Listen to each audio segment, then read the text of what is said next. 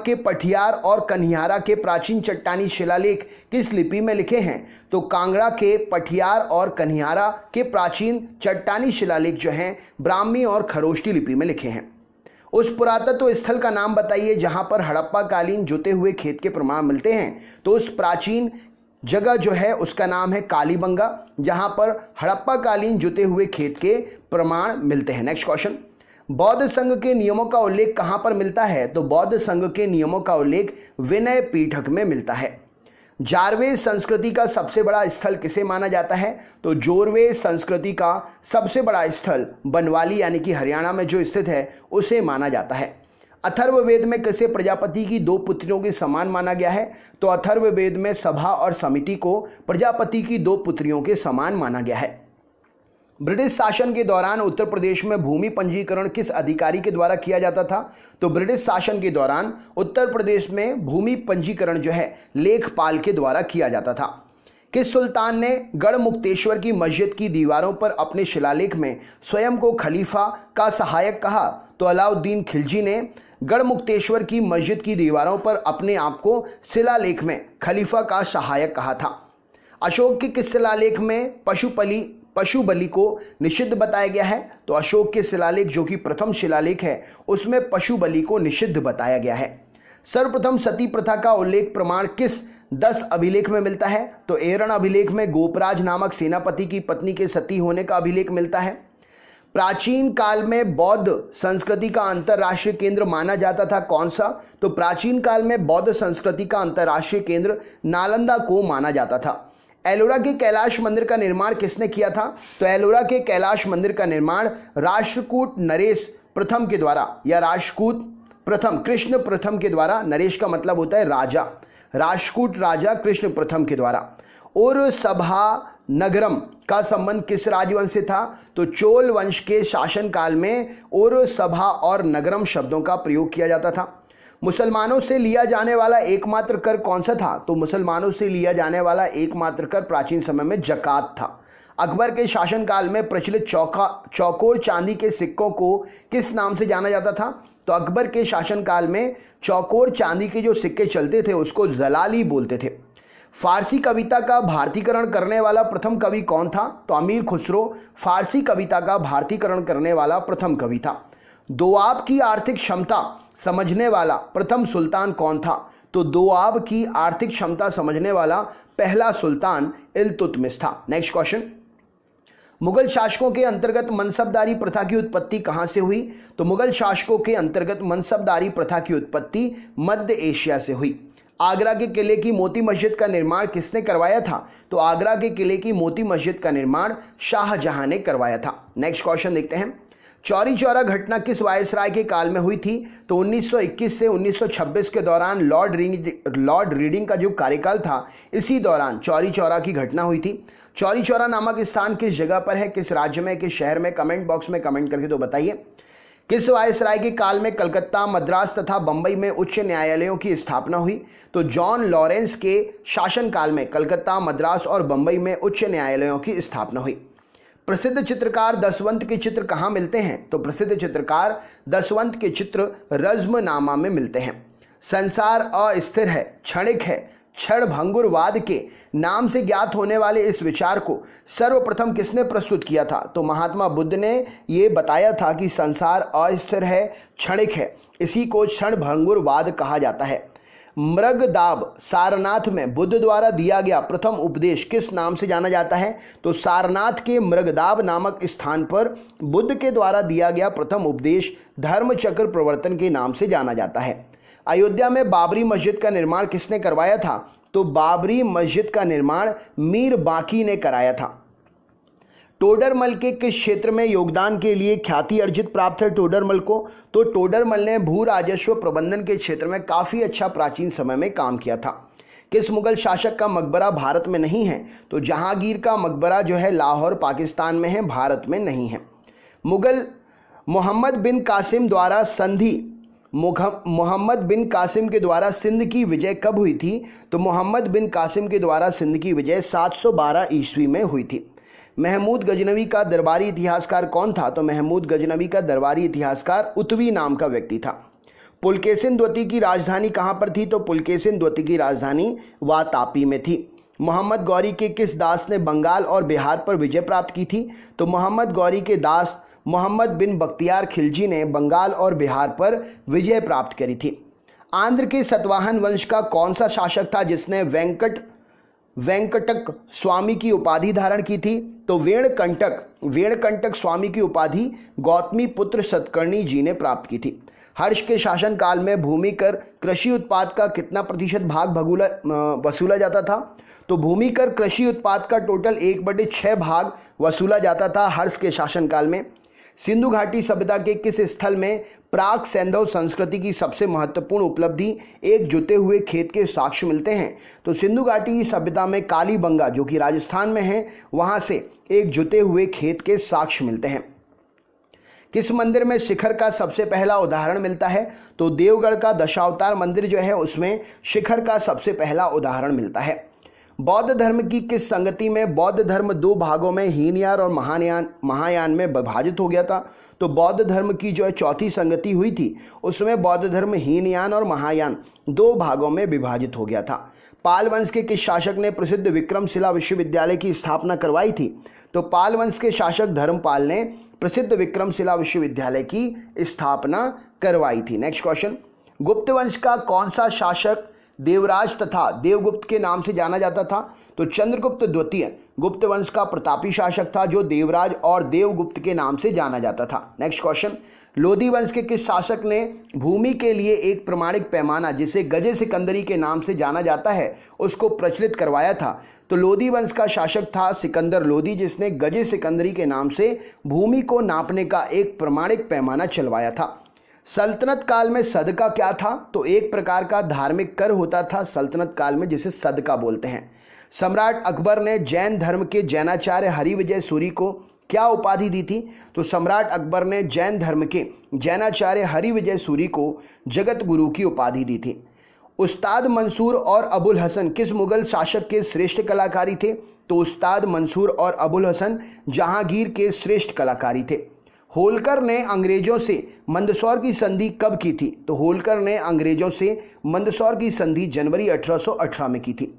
Periplus of the Erythraean सी में अरिकमेडु बंदरगाह को किस नाम से संबोधित किया गया है? तो पेरिप्लस ऑफ द एरिथ्रियन सी में अरिकमेडु बंदरगाह को पैडोक नाम से संबोधित किया गया है।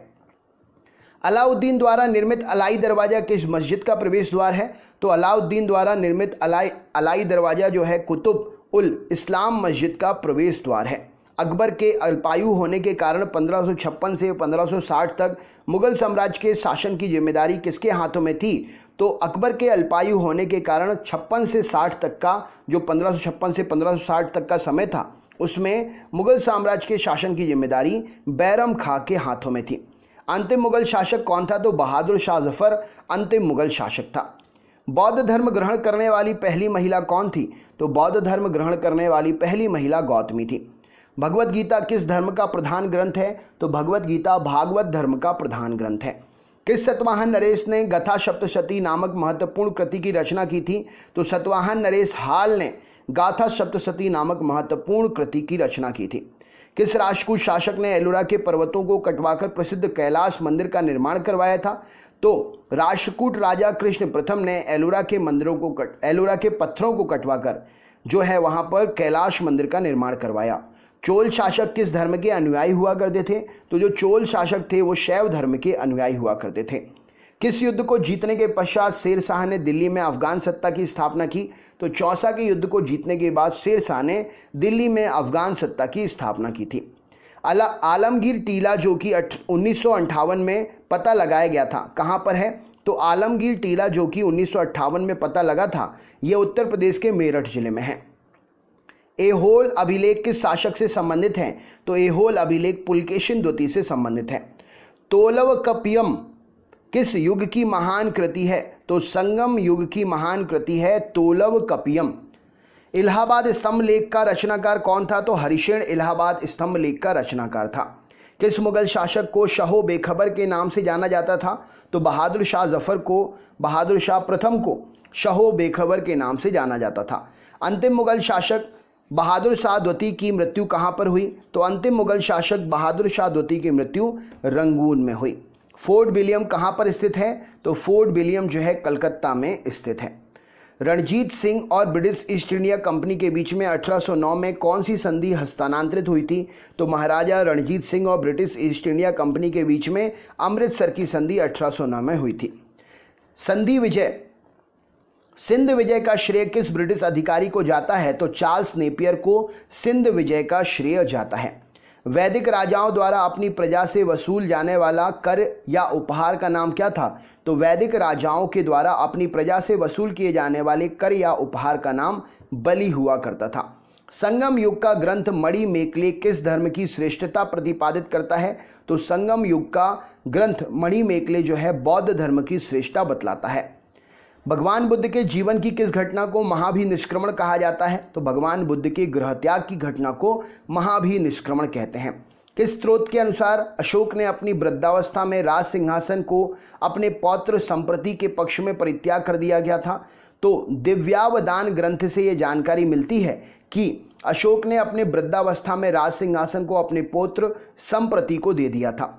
40 अमीरों का समूह का जड़ से मूल किसने विनाश कर दिया था? तो बलबन ने 40 अमीरों का समूह जिसे चालीसा के नाम से जाना जाता था उसका जड़ मूल से विनाश कर दिया था। हैदराबाद नगर का संस्थापक कौन था? तो मोहम्मद अली या मोहम्मद कुली कुतुब शाह या मोहम्मद अली कुतुब शाह हैदराबाद नगर का संस्थापक था। चांद बीबी का विवाह किस राज्य के किस सुल्तान से हुआ था? तो चांद बीबी का विवाह बिहापुर के अली आदिल शाह से हुआ था। सुप्रसिद्ध कृति तबकात ए अकबरी के रचनाकार कौन हैं? तो सुप्रसिद्ध कृति तबकात ए अकबरी के रचनाकार ख्वाजा मोइनुद्दीन अहमद हैं। सामवेद को गाने वाले विशेषज्ञ क्या कहलाते हैं? तो सामवेद को गाने वाले विशेषज्ञ उद्धाता कहलाते हैं। जैन साहित्य को किस नाम से जाना जाता है? तो जैन साहित्य को आगम के नाम से जाना जाता है। अधिकांश विद्वानों के अनुसार सिंधु घाटी सभ्यता के निर्माता कौन थे? तो अधिकांश विद्वानों के अनुसार सिंधु घाटी सभ्यता के निर्माता द्रविड़ हुआ करते थे। संगम काल में राजा के जन्मदिन को क्या कहते थे? तो संगम काल में राजा के जन्मदिन को पेरूनल कहा जाता था। याज्ञवल्क्य स्मृति टीका किसने लिखा है? तो याज्ञवल्क्य स्मृति टीका विज्ञानेश्वर ने लिखा है।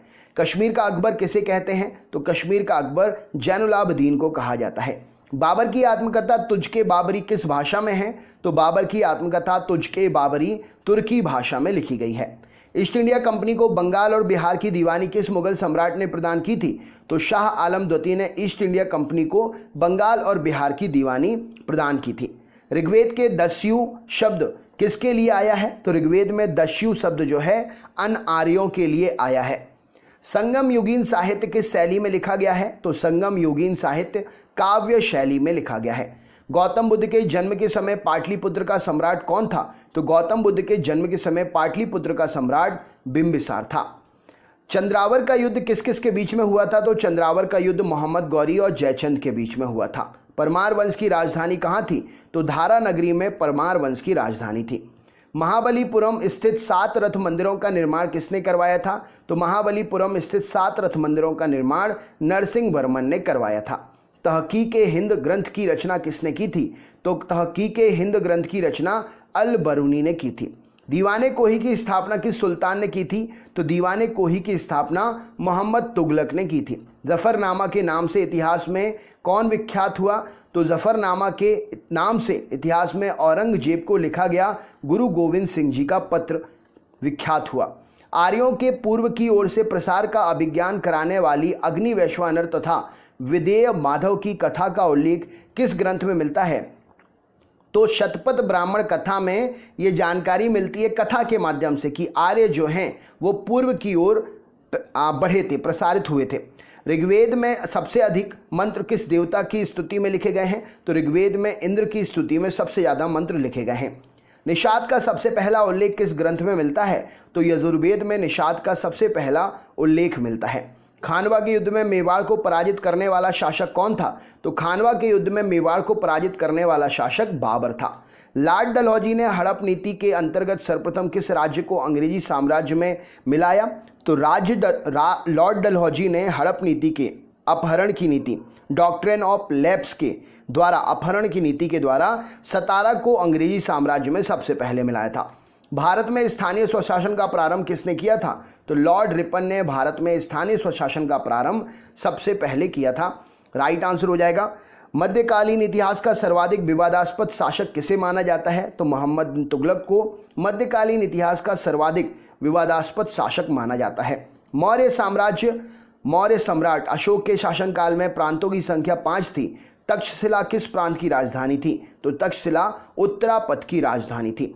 अजंता की कौन सी गुफा सर्वाधिक प्राचीन है जिसमें 16 बौद्ध उपासकों के स्तूप की तरफ आगे बढ़ते हुए चित्रित किया गया है? तो 16 बौद्ध उपासकों को स्तूप की तरफ आगे बढ़ते हुए चित्रित गुफा नंबर 9 में किया गया है।